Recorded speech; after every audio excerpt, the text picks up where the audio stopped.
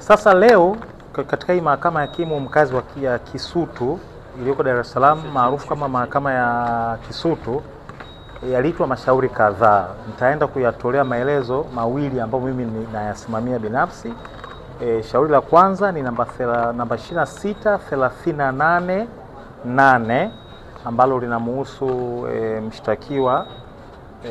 Washtakiwa kadhaa walikuwa 22, lakini wale ambao walikuwa nabeba niite sio headline au nini ni Jennifer Jovin almaarufu Nifa pamoja na Ruthi Nelda ambaye ni maarufu kama Strong Icam na wenzake 20. Hawa wanashtakiwa katika kesi ndio itaja namba 26388 ya mwaka 2025 kwa makosa ya kula njama ya kutenda vitendo vya uhaini na uhaini wenyewe.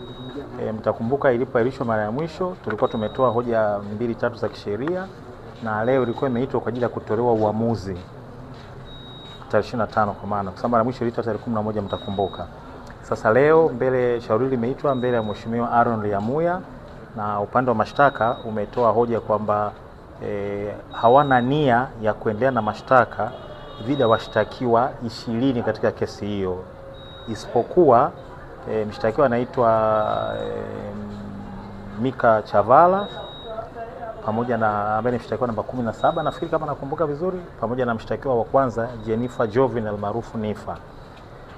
Of course hawajatoa sababu za kwa nini hawa watu wawili, Mika Chavala mshtakiwa namba 17 pamoja na mshtakiwa wa kwanza Jennifer Jovin almaarufu Nifa, wao hawajafaidika na huo utaratibu kama nilivyoshasema hapo awali. Kwa lakini mahakama imerekodi kwamba mashtaka yamefutwa dhidi ya 20 na hao wengine wawili mashtaka yao hayajafutwa, kwa hiyo kesi yao inaendelea.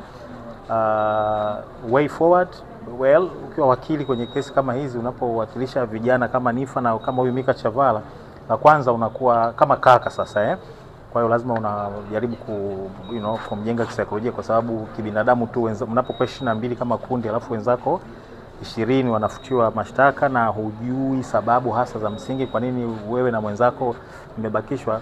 Kazi ya kwanza ni kujaribu kumjenga, lakini naamini